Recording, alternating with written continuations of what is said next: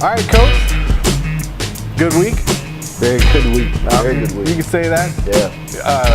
But your DSA needs to find a little bit more banner space apparently now. Absolutely. It's time for not only is it time to hang a banner, it's time to get a new one because the current one is full. That's a good feeling. What? That's a great feeling. I'll take it. Yeah. Well, so you guys finished it out. Big game against Hilton for the championship. Sure. Take us through that game. I'll go back to the district semifinals. We had our 5 guys still out district semifinals against Forest Park. Tough game. We were losing the entire game. We were losing. It's a 32-minute game. We were losing. We never led the entire game. We were losing for 31 minutes, 58 and a half seconds. We were losing. We took the lead with 1.1 seconds left to go in the game. It was a tied basketball game, 59-59. We get fouled. Julian Kumba gets fouled with 1.1 seconds left. He goes to the line, makes the first. We intentionally missed the second. We escaped that one with 7 guys. We get our guys back for the district finals against Hilton. Came out, we started the kids that got us to that point. I thought it was important that those kids start, they got us that far. They earned the right to start and be a part of that. They did. And then as the game went on, we mixed those other guys in and we got rolling. We came out, we defended our tails off, played a really, really tough Marcus Stevenson. I mean, he's leading the area in scoring. He's averaging about 20, 21 a game. Very, very good player. Our kids did a great job on him. We just threw bodies at him all night, tried to make life miserable for him. They did a great job. It was a good job, and kids played really, really well. And once again, Jalen led us. He's really in the zone right now. He had 20 points, 8 assists, 9 rebounds. He was a rebound and 2 assists away from a triple-double. So he had a heck of a game. So right now, it really feels really good. Not only that we won, but we're in a good place and we're playing well going into the regional tournament.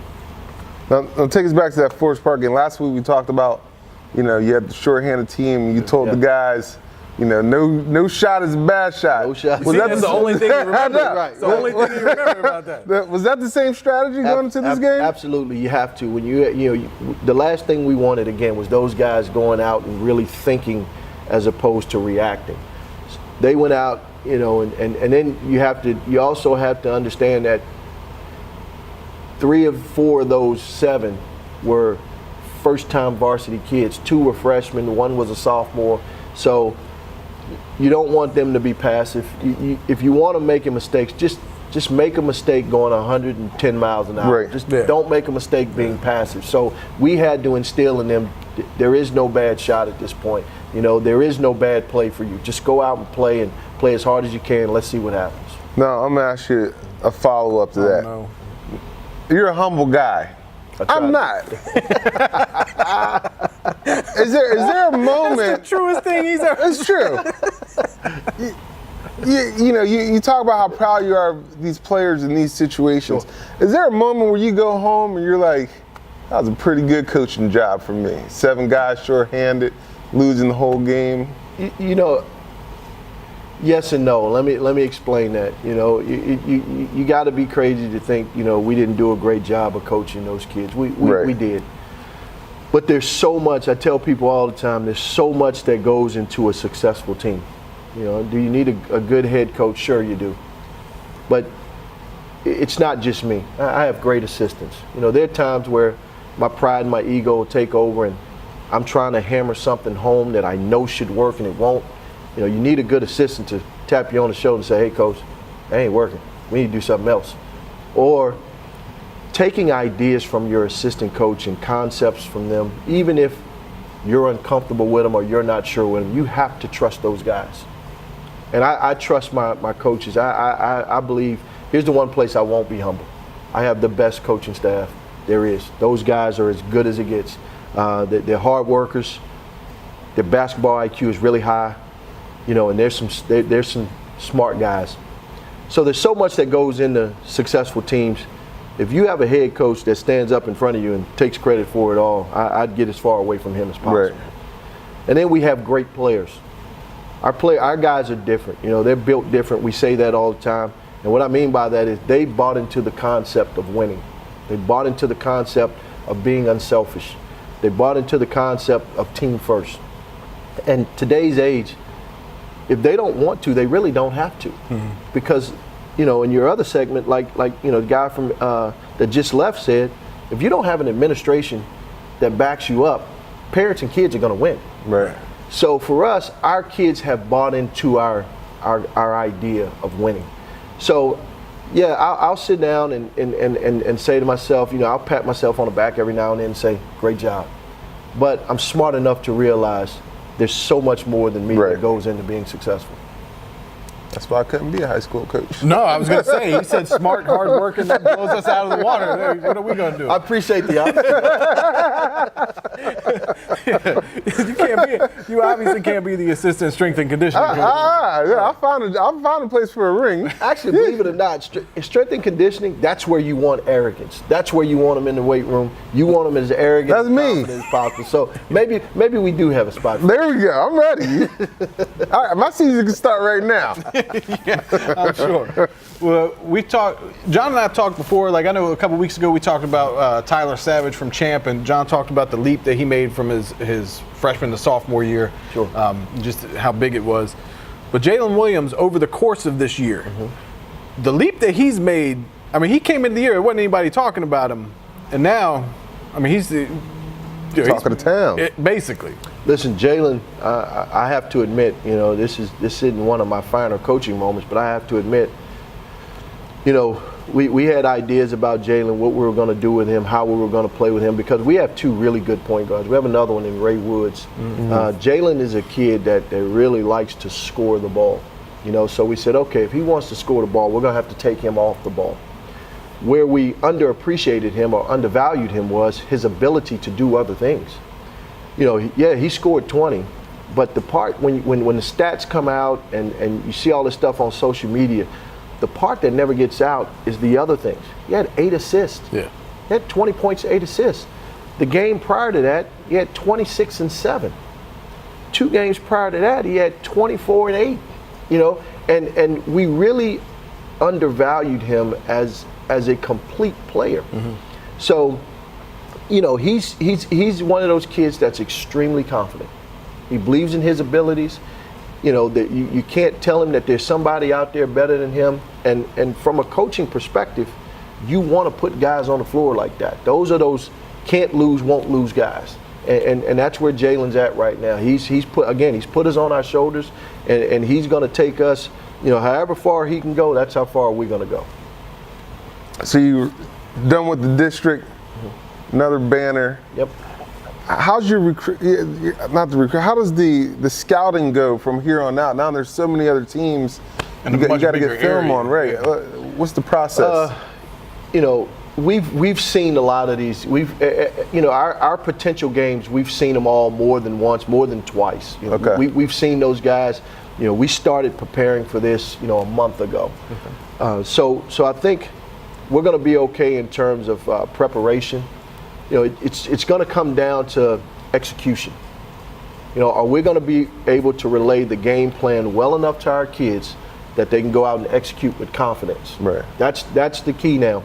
And I told you on our last segment, our scouting report, there's a very slim margin of error now, because there is no, okay, we'll fix this next time we see them. There is no next time.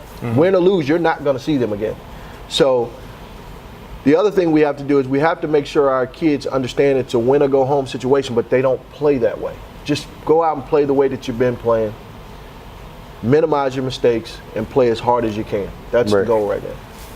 So, going away from your team, but still as a coach, who are players that stand out in your mind that as a coach you had to coach against and have put a special game plan in for because of how good they were? Marcus Stevenson against Hilton. We pride ourselves. We take great pride in being what we call a great help team defensively. We not only help the guy guarding the ball, but we're going to help the guy that's helping. We call it help the helper. We take great pride in being a great help team, because we want to get up, we want to pressure you, we want to force you to play faster than you want to play. And then, guys are really good with the ball now. Guys have gotten so much better with the ball that it's hard to guard a guy one-on-one. So you got to be a great help team. Right. Well, with Marcus, we had to change our philosophy. We had to change our thought process, and this is where the scouting report came in. We felt like he had to score 20, 25 points a game. We saw a trend where he had to score 20, 25 points a game for them to win. And we look back, every game was that way. So say, okay, we've got to cut the head off the snake. We got to make somebody else beat us. Yeah. So we face guarded him over the entire gym. Wherever he went, we went. And we didn't help. If wherever he was positioned, if that forced our guy to be the helper, don't help. Make Right. that guy with the ball beat us. Yeah. And it worked out for us because the first time we played him, it was that ego. We're Potomac. We're gonna get up. We're gonna press you. We're gonna play our style of defense. And he kind of put it to us a little bit. And made it a close game. So again, you had to put your pride aside and say, do I want to be prideful or do I want to win? And of course, we always want to win. And that's what we did. And the last 2 games, we've done that to him. We played him 3 times. Played him in the regular season championship game. We did the same thing with those 7 guys. That's what gave us a chance to win. And then we did it again in the district championship. What's this week look like? Mountain View tomorrow. We got Mountain View tomorrow. We're going into the regional tournament as the 4th seed, believe that or not. How'd that work out? Man, I'm not going to be quiet about this. I'm not going to shy away from this. The powers that be really messed this one up. We won the district regular season. We won the district tournament championship. They're sending us into the regional championship behind a team that finished 3rd in their conference. That makes 0 sense. It makes 0 sense, and it's bad. It's awful, and it's something that needs to be addressed. PowerPoints do not work in basketball. Right. It doesn't. You can't do it. They have to. If we want to talk about doing right by kids, they're going to have to find a way to fix this. Yeah. Because our kids don't deserve this. They don't deserve being a 4th seed, having to travel after playing 22 games, and now you're telling me those 22 games are meaningless now. Right. Essentially. So, they messed this one up bad. They need to fix it. Yeah. Where the hell is Mountain View? Stafford. All right. Yeah, Stafford. They got a great coach. Kevin Brown's been down there a long time.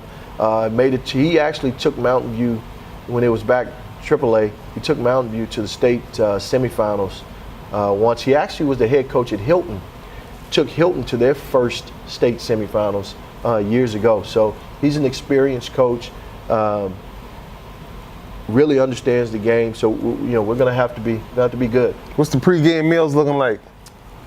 I think we're not going to do anything on Monday. Provided we win on Monday, we're going to try to do something on Tuesday. I got my sister. I think she's going to try to cook me some gumbo. Uh-oh. We're going to have kind of a nice little feast. I can get into that. You just how he always tries to avoid us getting a piece of that. I know. Hey, look, You done talked about a lot of food, and I ain't got none of it. I got you guys some gear. I brought you some gear today. So hopefully it won't take me as long to get you some food. How about that? Fair enough. It works for me. That's right. That's right. Well, good luck this week. Yep. Man, the best 4th seed in history. It's crazy. Yeah. Well, good luck this week, and we'll see you next week. Thank you. Yes, sir. Appreciate it, guys.